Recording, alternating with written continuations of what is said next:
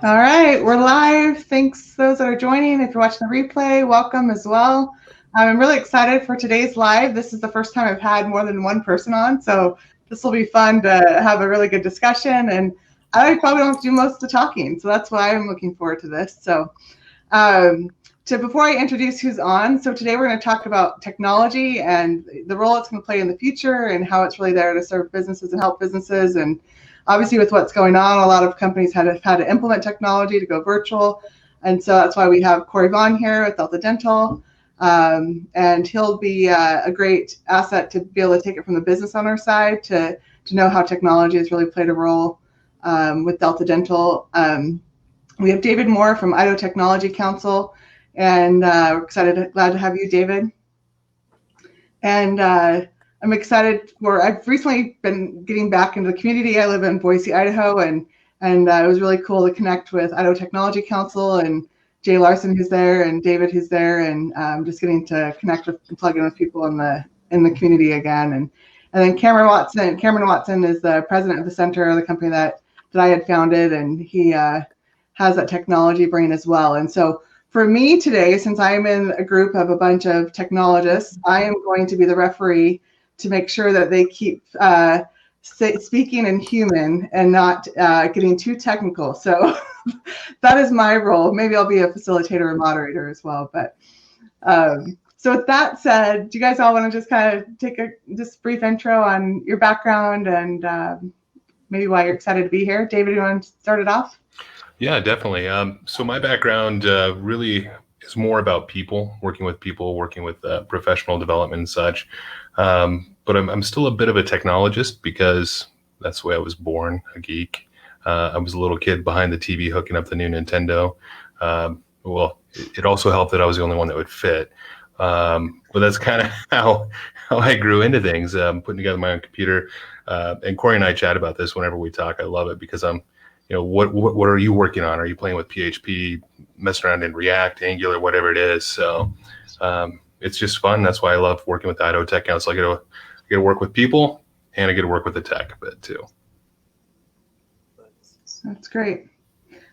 And then Cameron, before I have you go, I have to say I love that you said people and you mentioned people so many times, because so often when I think technology is spoken about, they don't mention that that's why we have technology, right? Is for the people. And that's one of the reasons with Cameron why when we met each other, it was kind of surreal, because I love technology and I research a lot with technology, but I always had this vision of what I wanted technology to be like to help serve businesses.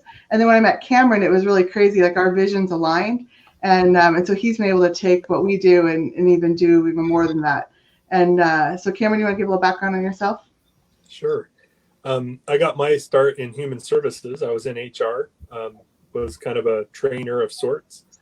And I helped someone once with a spreadsheet, they just making it so that the equations would work. And long story short, I became an IT manager. So I went back to school to find out what that meant, and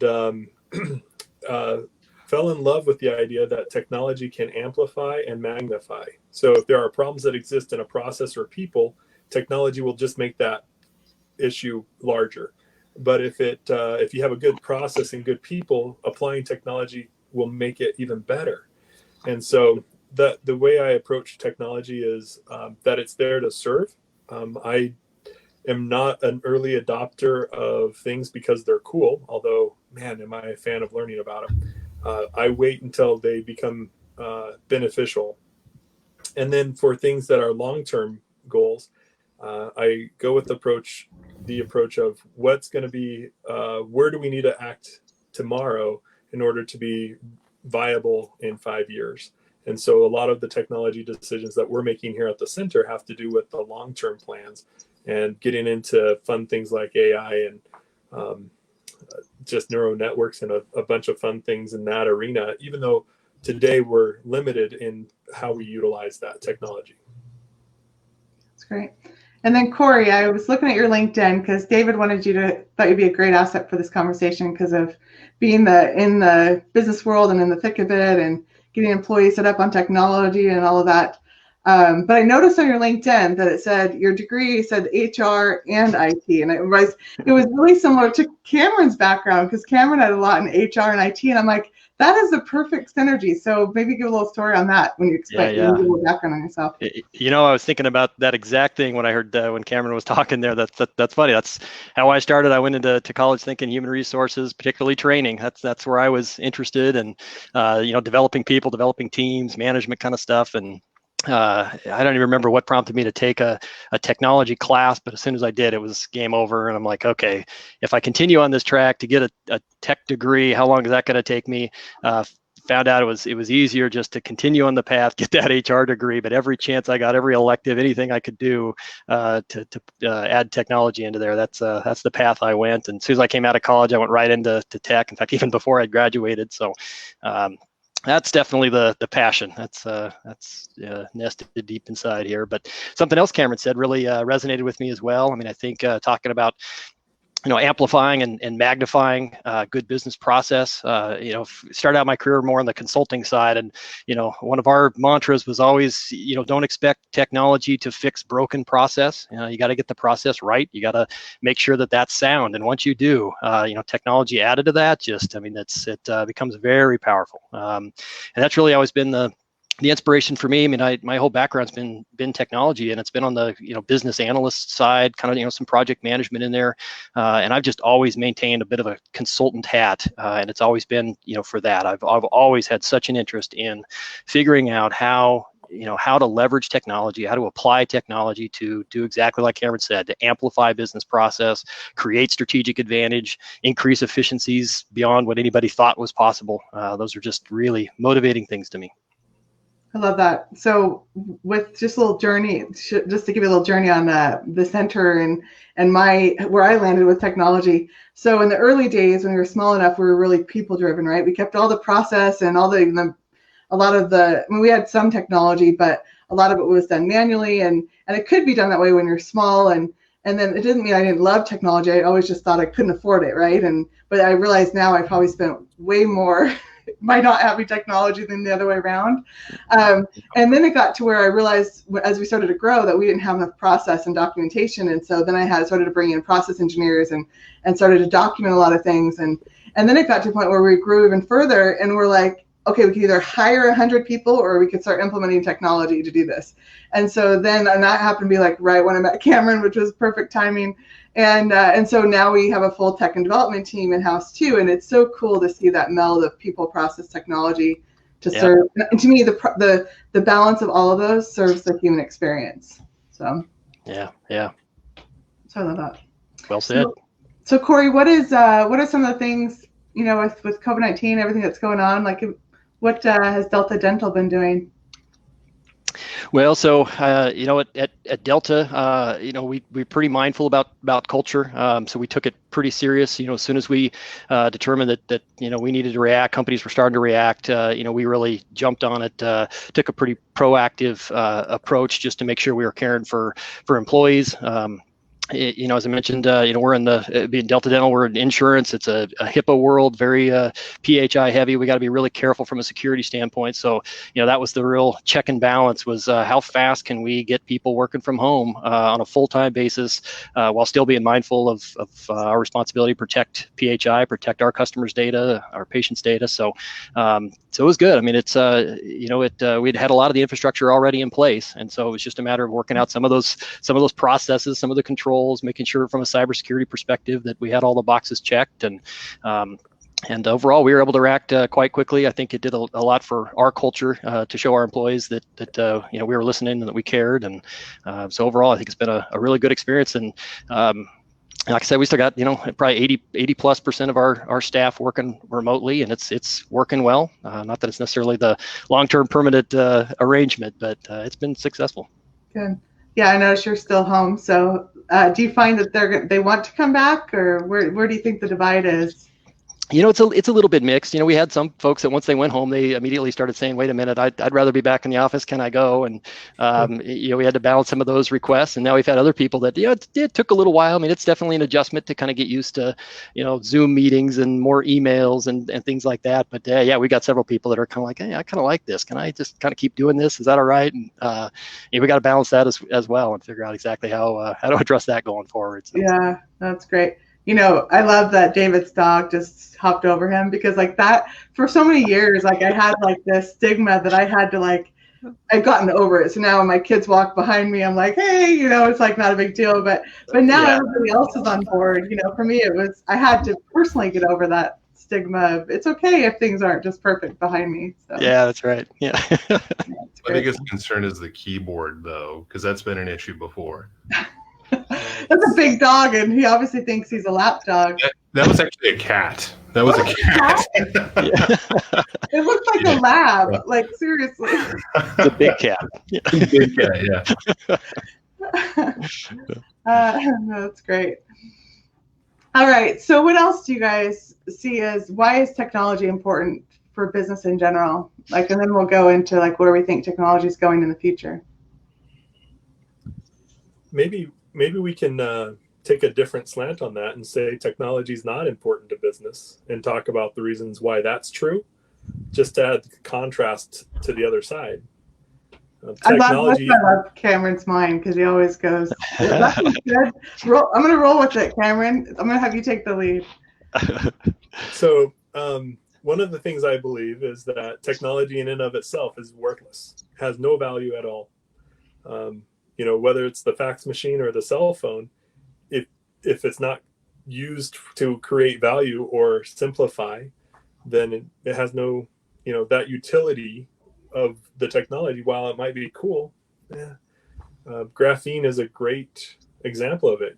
Great technology, phenomenal, awesome, has no utility. Well, I guess it's starting to, but it right now doesn't have the value for a business. So who cares if graphene has this great structure and can conduct heat and electricity and is super uber strong and crazy light? If you work for the Centr, how is that going to help your company? So I would say the technology by itself is meaningless and worthless. And so what gives it value? Cory, David, what are your thoughts? Do you agree or disagree?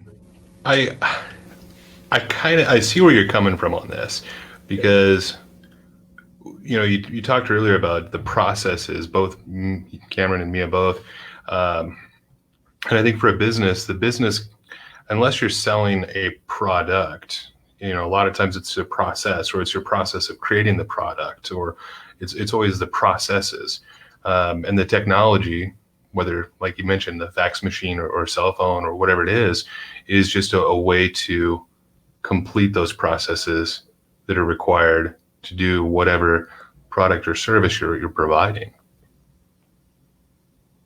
Yeah.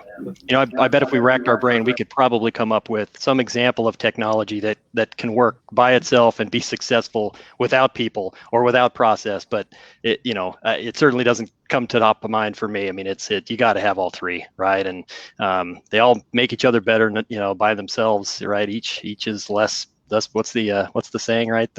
Each individual's less powerful than the whole, or whatever. I think that's the reverse of that, whatever that is. You know what I mean? Synergy, right? The sum of the parts is greater there you than the go. whole. Some of the parts. Yeah, that's right. Well, I think about like our vision at the Centr. It's really to simplify the human experience.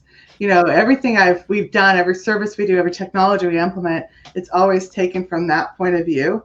So if it's not going to enhance the human experience, and we look at AI or any of the stuff, like the goal isn't to replace humans. If that is our goal, then we don't need to exist, right?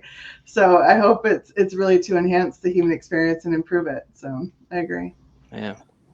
But that's also the answer to your first question, right, Mia? That why is technology important? It's because it amplifies and magnifies, just like Cameron said, right? I mean, it's the secret ingredient that allows people in process to go to a new level. Yeah. Cool. So as far as like, what are your guys' experience? You guys are in the tech world. Like, there's been a lot going on. There's a lot of businesses that have been disrupted. Things are changing.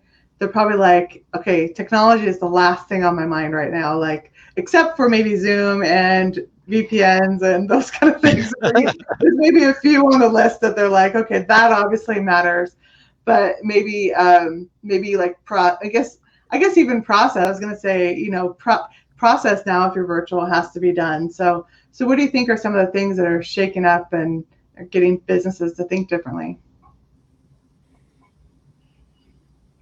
Well, I guess I'll go first. I mean, I think, first and foremost, I think there's a couple things that are just absolutely top of mind. One is cybersecurity, and that's never been more important than now. I mean, anytime there's some kind of global event, whether it's some famous person, Kobe Bryant, right? I mean, it's something like that, or whether it's something even as extreme as COVID. I mean, it's a ripe fertile ground for hackers to take advantage, right? And so it just anything that's going on like this just really should heighten awareness. And hopefully people can control their urge to click, and explore that curiosity, because it's just so dangerous out there. So, especially in these kinds of times, cybersecurity really should be, I think, top of mind for many companies. And I think the number two thing that comes to mind for me would be some of that, either machine learning or, some of the advanced data analysis, things that are going on out there that are just, it's probably hard to find exactly how that might be able to work for any business.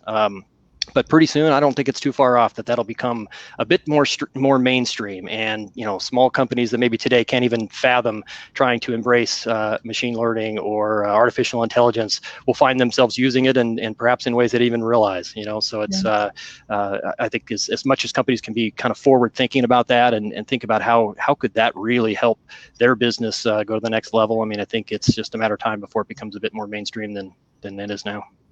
Yeah, great. On the machine learning too, when I think about that, machine learning, artificial intelligence, whichever way you want to call it, just over the last few years, it's gone from something that you've really had to put a lot of effort into to now. I mean, whether you're working in Python, .NET, C#, whatever it is, there's modules, there's packages. Download them, and you can start doing machine learning analyses immediately. But on the horizon, I think we're going to see machine learning that doesn't even require that programmatic skill anymore. Whether you're somebody, I don't know, just maybe accounting or whatever you're doing, you're taking data, you're shoving it into an Excel spreadsheet, you're making some reports, and you do that.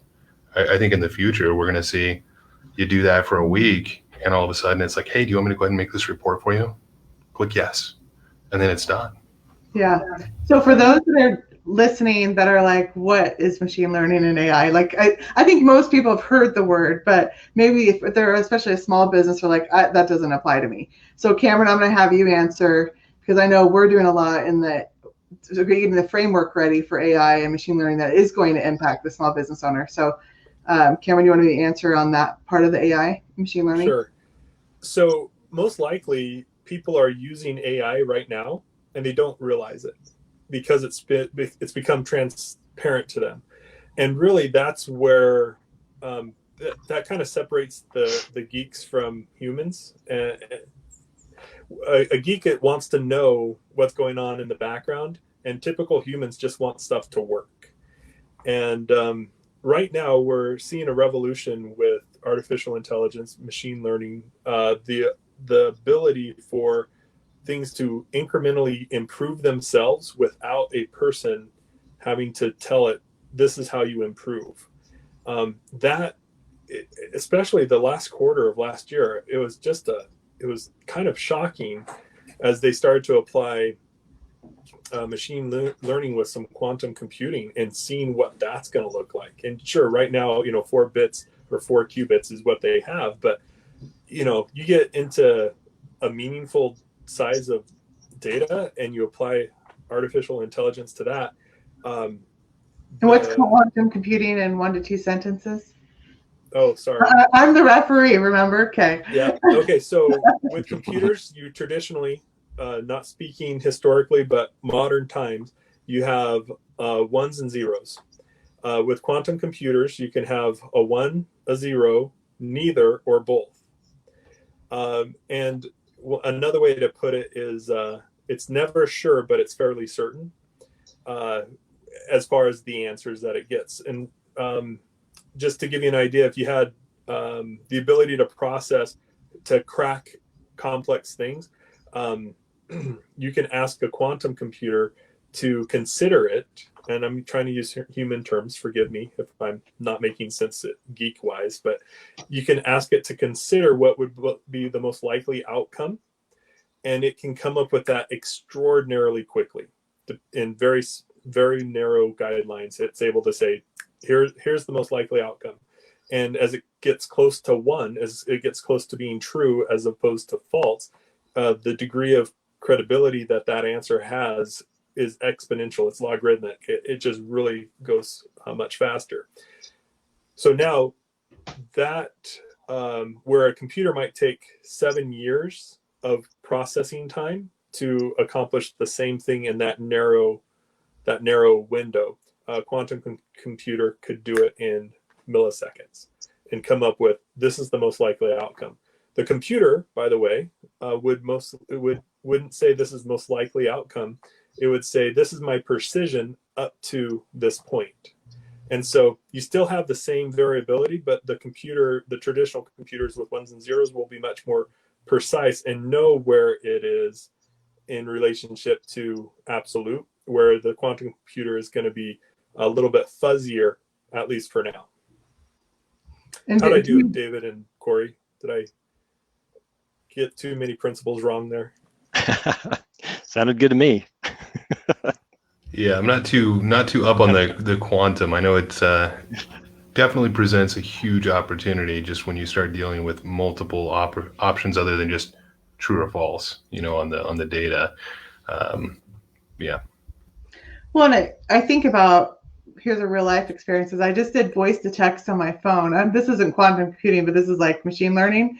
And I said the Centr, and most times when I do voice to text, it would spell Centr, CENTR, because that's the real word of how you spell it. But it knew to capitalize the T and capitalize the C in my phone because that's how our company name is spelled. Nice. I thought, how the heck does it know that? I said the word Chris, and it used the word Chris as in KRIS, because I know somebody with that spelling. And I'm thinking it knows, and it'll change. It'll toggle between both Chris's, probably maybe based on the last one I used. I don't know.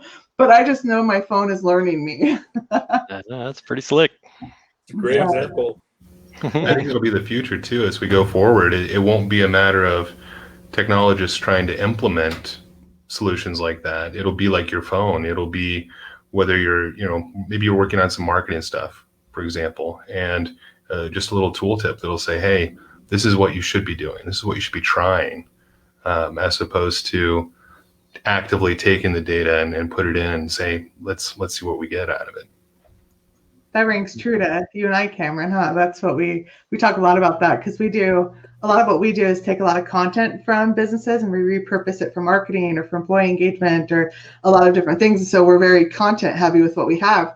And we're like, if we can start to use AI and machine learning to start to show trends, like what's working in marketing, and then actually start to graphically design posts and templates, to where we're not having to create everything from the ground up all the time. And so for us, like that will hugely impact the small business owner, because I'm a believer that every business, whether you're a large or a small company, like you're an educational company, you're a media company, even if you're in the insurance business or you're in plumbing or whatever, your job is to educate your customers. And it's really whoever educates the most, like, is going to dominate the market, because people go research themselves now, right? So if you're not putting content online and educating them online, then it doesn't mean anything. So we know, like, the more we can use technology to help automate and systematize a lot of that stuff, then we can continue to lower our costs because we don't have as much manual labor involved in it, which then improves, what all the things that the small business owner has to do, all the things that even large companies have to do. Like, it's the same in big business and small business really anymore. They're all on social media. And so, like, we have Fortune 500 clients all the way down to startup clients. The reason why we can service them all now is because the playing field has really been leveled. And it's really like, who wants to play? And, you all have to be on social media. You all have to show that you're human. You all have to show that you're authentic and real. And so do you guys have any thoughts around that? As far as the marketing aspect, or just in Well, just general? I think where businesses need to use just get out there and become vulnerable and authentic. Like Cory, what do you find with Delta Dental? How many employees does Delta Dental have? We're just short of 90. Okay. Yeah, right about 90. Okay. Just a little smaller actually than I thought. So, are you guys primarily in Idaho then? Well, I mean, we're part of the National Delta Dental Organization, right? So I mean, Okay. it's a whole national association. There's presence in every state, but each state tends to operate a bit autonomously. So we're Delta of Idaho. Our scope is Idaho. Okay. So that's why we're a little smaller. Yeah. Cool. That's great. Mm-hmm. So, as we talk about artificial intelligence, people who are into it, they get excited. Those who don't want to know, or don't have a clue, they kind of dismiss it because they don't know what it's going to do for them. Your example of the phone is a great personal example. If we shift that into the business realm, where you're collecting data, and you have a neural network that's processing that data, looking for trends that are unique. And I think healthcare is a great, because they collect so much information, it's a great place for artificial intelligence to be applied, or neural networks to be applied, done correctly, where you're protecting the personal, what is it, personal health information? What is it? That's right. PHI, yep, personal health information. PHI, all right, there we go. If you're protecting that appropriately, but that gives you information on what treatments might work, what gives you trends on things, so you can actually price things. Things are constantly changing and being dynamic. For the small business, things that AI is going to help with, let's take our transcription app. This is being recorded. We can transcribe this in our transcription app. It uses a neural network. It's constantly learning, getting better. The more we put into it, the better it gets.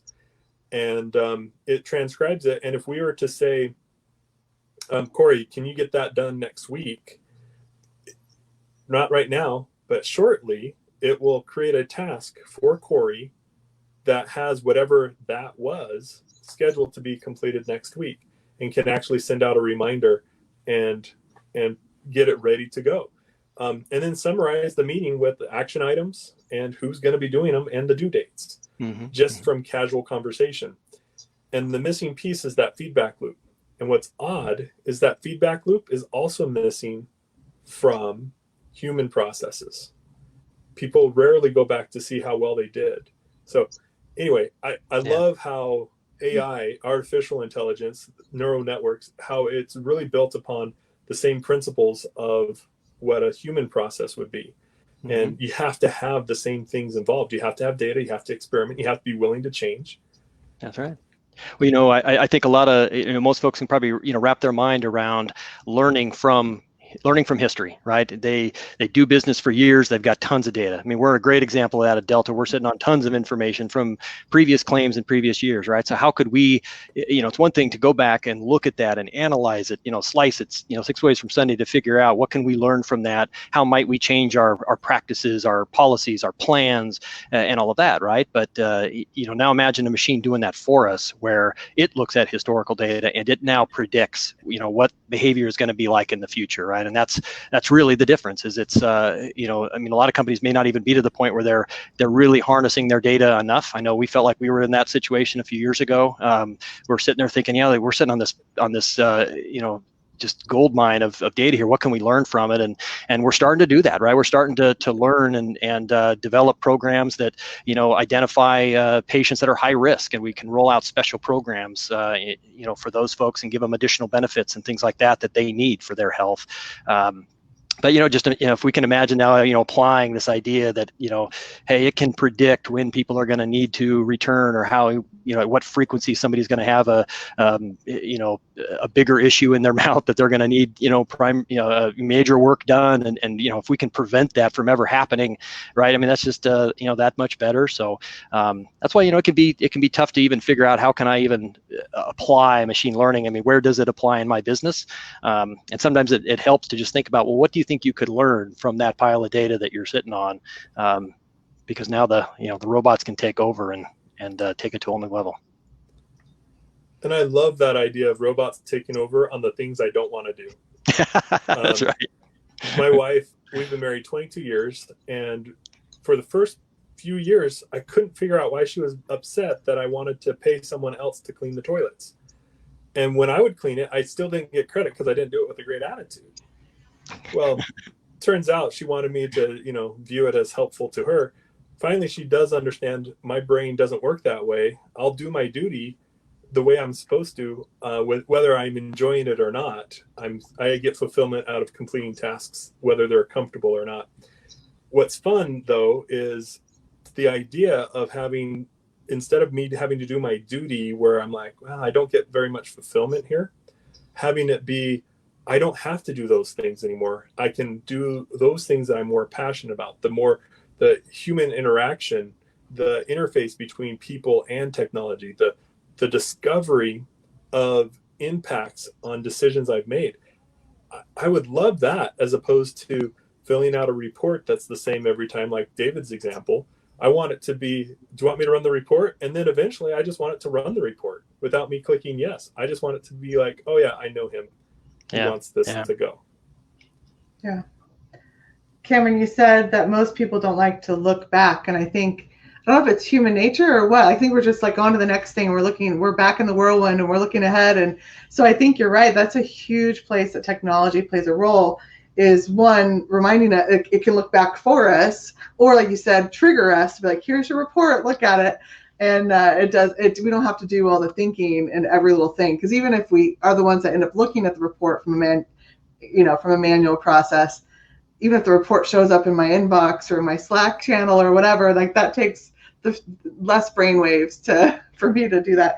And then the other thing is like all the data, like you said, I think that's the other big thing that you guys said that I loved is having something else like to analyze all that data. There's no way we as humans can do it to the level that machine learning can do it. Like that's where machine learning does really well, right? It can process tons of data and find patterns and learn from the patterns as well. So we do a lot of hosting of people's servers at the Centr. We are a full managed technology provider. And what's funny is when there's a trend that a human doesn't recognize, but our software does, and it says more resources are needed here. And it's like, at first I used to dig in to find out why more resources were needed, because I didn't trust the little bot that was going, you're about to have some trouble. Now we have it so that it adds more resources, and it's so transparent. If you're using even simple things like Netflix, everyone loves Netflix. Well, that's built on AI. When everybody starts to binge watch whatever the newest and the greatest is from Netflix, the AI goes, hey, we're about to release this, and it pre-spins up servers. It's not a technician. It's not a person who's like, oh, wow, we're about to release another season of whatever everybody loves and craves. It goes, it's not a person doing that. It's a machine saying, we're about to release this. Mm-hmm. Let's pre-spin up servers so that we have the throughput. It's phenomenal how it can impact the day-to-day operations of your business. So you can focus in on the 20% where you make money instead of the 80% that allows you to make money. That actually reminds me of a story. There's an individual I know. He deals with Amazon Web Services, and they're basically a provider of Amazon Web Services. He's set it up to where it's Alexa enabled for him. If he needs to spin up new environments, he can just simply say, Alexa, spin up, an S2 or something of that nature, and then give it like 8 minutes and it's up and running. So, awesome. I mean, it sounds so fanciful, and even myself, I'm like, why do you need that? But it could be kind of cool. I mean, in the future, as we're working on things, we can spend our energy, our time focused on not how we do something, but what we should be doing and why we should be doing it, and the people. So I think it's going to be cool. Yeah, and I think there's if you think about some of the more traditional businesses, they're like, oh, but we care about customer service, and we're all about serving them, and this this is going to take away from what our core is. But I think you're exactly right. By automating and systematizing those things that I guess, customers really just care about the whole experience in general. They don't care if there's technology involved. They just care if it's a seamless experience. And so like something that we're getting into a lot of is like Facebook bots. We're not saying that that's a human there. It's just that people know that they can get to the end outcome, and they can control their journey by using that. Where it's a lot harder sometimes to control the journey and the customer journey when it's strictly only humans involved. And so I think that's important to understand, is that technology actually will enhance that customer experience and journey, because it'll naturally facilitate the flow that the customer now controls, instead of the other person on the other end of the line, like answering the phone, would a lot of times control the journey. Where with technology now, the customer can control it. I'd rather have text messaging, or I'd rather have email, or I'd rather have Facebook chat. Like, why can't you give them the option of which technology to choose, and then the customer can design their own journey? So that's fantastic. And the other side of that coin is, look, I'm going to just use Delta Dental because I love healthcare, because of, so Cory, you mentioned some things earlier. You design a benefit for someone. If you do that correctly and everything goes according to your plan, that means someone avoided having to go in and receive. I mean, when people talk about stuff, right, it's speaking at the funeral, death, and then the dentist. I think maybe taxes are in there too. As far as what people want to avoid, you just improve their life incrementally just by applying some knowledge that was found. It was found knowledge that you apply, hopefully correctly, run an experiment, get some feedback, adjust as needed. How cool is that? So you have two sides of the coin. One is the person is choosing, and they're aware that this is better for them because they have that choice. And then the things that happen on their behalf without them ever realizing it or ever knowing. So they fill out this thing, they come back, and they're like, oh, okay, so I have these 3 plans I can choose. Those 3 plans have all been tailored specifically for that person's risk. They sign off on it, and they avoid that. Now they have an extra whatever it is, and they avoid pain and suffering. They don't even realize the benefits of the information that was applied on their behalf. And I just love that transparency where they don't know. And I love it when people get that little, that relief moment. I love talking about my wife, but I used to buy her gadgets and gizmos all the time. Like I had 2-way texting through a paging app, right? She would never carry it with her. She would leave it alone. And I bought her a cell phone. She wouldn't carry it with her. It was awful. And it's just too hard to use. I got her a smartphone, too hard to use. Took her down to the AT&T store when the Apple iPhone came out. My work was paying for us to get iPhones. Really cool. We show up, and I'm like, check this out. And she picks it up. She starts swiping. She starts playing Simon and Garfunkel. I still remember it, right? And she's like, what's the big deal? And I'm like, that's the big deal. You just used it, and no one told you how. It's amazing. How did it know she liked Simon and Garfunkel? That's right. Yeah. That would have been even better. She walks up, she looks down at it and goes, hi, Sarah, playing your faves. To me, that's awesome. Others, that's spooky. No worries. Yeah. But I just love that two sides of the coin. Obvious to the end user, and then totally transparent, where they don't realize what happened and why their quality of life was better because of the application. Yeah.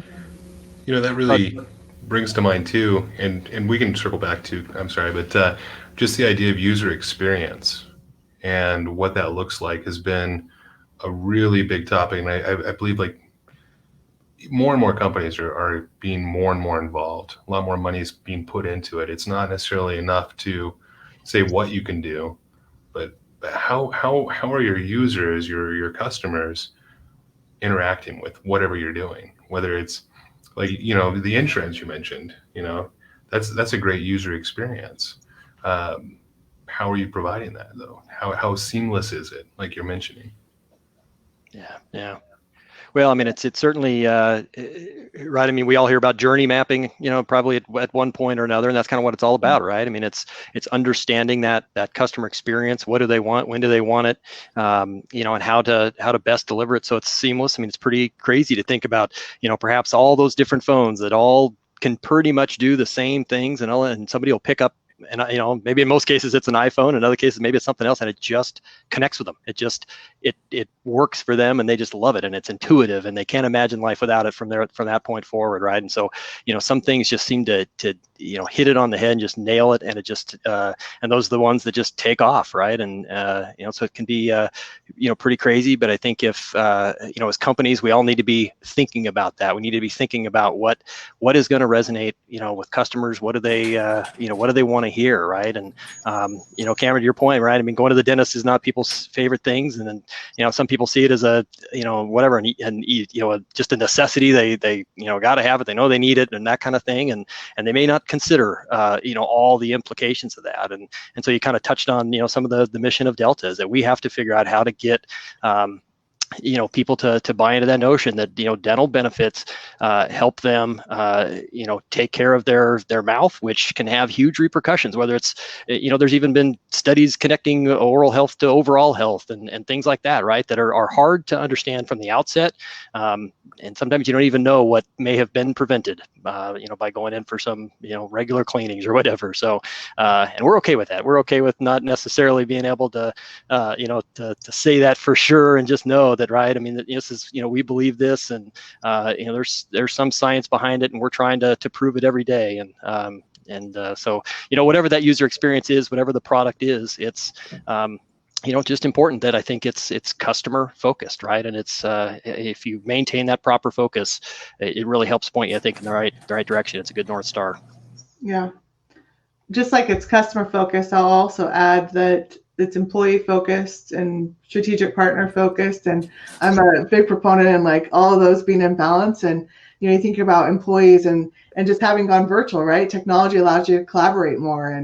And also that plays into the cybersecurity core that you were saying was so important. I think we all read the news on Zoom and and it was crazy to me because the CEO of Zoom was like, oh, we didn't even think about security because we were just worried about just having the most simple user experience. And I'm kind of switching gears here for a minute, but I just thought about that, where it's like, that was crazy to me that he said he never thought about the security side of it. And now, obviously, if you use Zoom, you see 1,000 updates a day coming through and tons of bugs now because they can't do, testing like they need to. And so do you guys have any thoughts on that as we're kind of expanding a little bit more on cybersecurity? I'm kind of switching gears a little bit here, but. Yeah. Well, I mean, being one that plays in that world, it's it can be difficult to maintain that balance between cybersecurity and efficiency or user experience, right? Increasing one usually means the other has to give, and so oftentimes it is balance, right? How can you continue to achieve efficiency, make people productive, provide that right level of customer experience that you want to be able to provide, yet if you're not grounded back in the things that you just have to do, whether that's I mean, you could throw a number of things in that bucket, right? Whether it's cybersecurity or it's just operational infrastructure or any of that kind of stuff, right? There's just some things that are just kind of table stakes these days that if you're not thinking about all of those things and making sure you have that solid foundation, you may have the best user experience in the world and it could crumble on you. So it's definitely a delicate balancing act. Yeah. On that note, I'm saying this from a non-technical person here, so you let me know if I'm off mark here. But do you think innovation plays in with, because you said it's kind of a one or the other, do you feel like innovation can kind of smooth that user experience by, okay, we're adding more security, but we're not really lowering the user experience because of some innovation that was created to help that out? Well, I think most IT people, if you survey them, they'd say one of the things they love most about technology is the problem-solving aspect. So, you throw a problem like that at somebody and say, dang, we need to increase security, but we can't compromise this user experience. Somebody will solve it, right? They will innovate, they will find a solution that ensures that the proper security while also providing an ideal user experience. So it's not necessarily one or the other. It's a little bit of each, and you got to find the balance. And as technology grows and expands and people innovate, absolutely, right? I mean, it's you can achieve more and still to help you hit those goals. Awesome. It's great. One of the ways I like to look at the balance, as Cory was talking, is a library. You need to have all your books in order so that you can find them. Well, the best way to keep books in order in a library is to lock the doors. If you don't let people come in and mess up your books, they'll always be in order and you'll be able to find each one every time. That defeats the whole purpose of the library. And so sometimes as technologists who are not human focused will apply solutions to problems without recognizing the impact on the end user. And that's where it's so fun. It's just weird to talk to someone who doesn't understand that their customer is actually the person and not the technology. Systems admins, they'll put in procedures and processes that make it impossible for other people to work. And it's not that they're trying to do it on purpose. They're just trying to secure things and do what they think their mission is. So one thing I appreciated when I joined the Centr, without the right knowledge, you made the right decisions on the principles that mattered. And so as we adopted new technologies to fix issues, it wasn't a change in process and a change of people. It was just a new application to meet the needs in a better, easier way. And sometimes we mess that up, but generally speaking, we've moved forward. And I've really appreciated that aspect from, you don't give yourself enough credit because you made the right decisions. Well, it's pretty jerry-rigged, I'll say, but thank you. Is that my end that's making that noise? You hear that? I hear it. Yeah. Yeah. What kind of noise? Nice. Yeah, you can blame it on David. He didn't hear it. I didn't hear it. Well, no, that's really great. So I know we're running long here. So just to wrap it up, what do you guys see as just kind of final thoughts from what we talked about? I know there's lots of other things we could talk about, lots of different angles. It obviously improves communication. We talked about security, the balance of AI, and I love the data talk we had. I think that's such a huge asset for businesses is analyzing the data that we have, and we don't do that enough. So what are some last minute takeaways for those that are listening? Something we've talked about that's maybe a little bit of separation from what we've already discussed is, now that we have so much experience working from home and so many companies know that it can be done, it'll be interesting, I guess, to see here, especially in the near term, what kind of doors that opens. How does that change companies, hiring practices? Are they willing to hire people across the country now because they know, hey, this model, we can work. We don't need somebody right here in town. And I think that'll be really interesting here, especially in the near term as technology allows that. Yeah. Love that. I think it'll be interesting to see how it plays out. As we, fight between, and I've heard it both ways. Culture, work from home, efficiency. There's all these different things, that we kind of have to, I guess, balance. And I think it'll be an agile solution for each individual company. It'll be what works for us. Is our culture. I talked to somebody earlier this morning that said that their culture made everything take longer. They had a great culture, they had fun and everything, but at the same time, they're maybe half as efficient as they could have been. And they learned that when everybody starts working from home and you just get your stuff done. So we'll see. Well, I'm a proponent of it. Like, watching my last lives, I always talk about how much I love being virtual and the benefits of that and the talent pool you now can tap into. Look at Mark Zuckerberg with Facebook, right? He's mentioning how he can now tap into more talent as he's going to start going virtual with Facebook. So yeah. Love it. Cameron, how about you? I have a hope for the future. I hope businesses had a little bit of a wake-up call. Things that they dismissed in the past, I hope they take a look at and consider. Whether it's telecommuting in, having Zoom calls, those are the basics that we've been exposed to right now. But also, when someone says, hey, we have a valuable asset here in all of this data, let's look at something here. I hope they don't just dismiss it because they think it's either too expensive or not going to be relevant to them, because they are more flexible than they think. If they have humans working for them, they are much more flexible than anyone gives them credit for. That's the best part of being human, is we can adjust and change and adapt. Technology in the past hasn't been that way. It's pretty rigid. It has to be. In the future, it should be more liquid and more fluid, and I hope they're preparing for that. No, I love that. And I'll just kind of leave with, I'm all about improving the human experience, and I believe technology can be a big piece of that.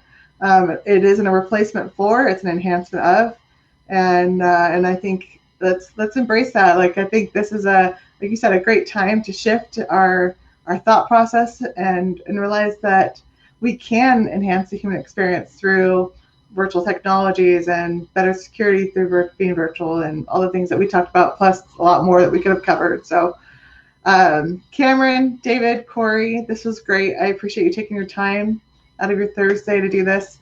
I've really enjoyed doing these lives and really learning from other people, because I know I can learn so much more from your guys' brilliant minds. So all right, with that said, thanks everyone for watching the replay. Thanks as well, and we'll talk to you guys next Tuesday.